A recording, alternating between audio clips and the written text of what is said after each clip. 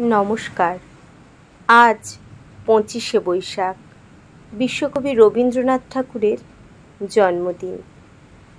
কবিকে শ্রদ্ধা জানাতে আজ আমার নিবেদন তাঁরই লেখা কবিতা কুয়ার ধারে। তোমার কাছে চাইনি কিছু, জানাইনি মোর নাম। তুমি যখন বিদায় নিলে নীরব রহিলাম। একলা ছিলেম কুয়ার ধারে নিমের ছায়া তলে।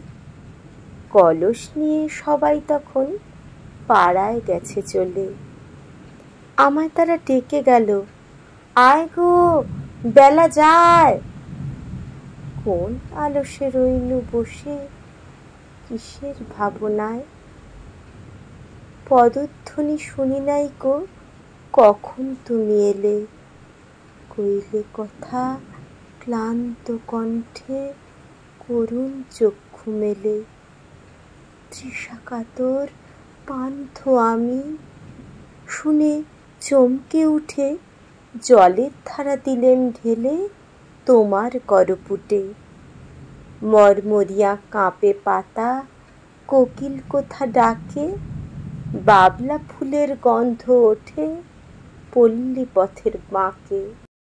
যখন তুমি শুধালে নাম পেলেম বড় লাজ। তোমার মনে থাকার মতো করেছি কোন কাজ। তোমায় দিতে পেরেছিলেম একটু তৃষার জল। এই কথাটি আমার মনে রইল সম্বল।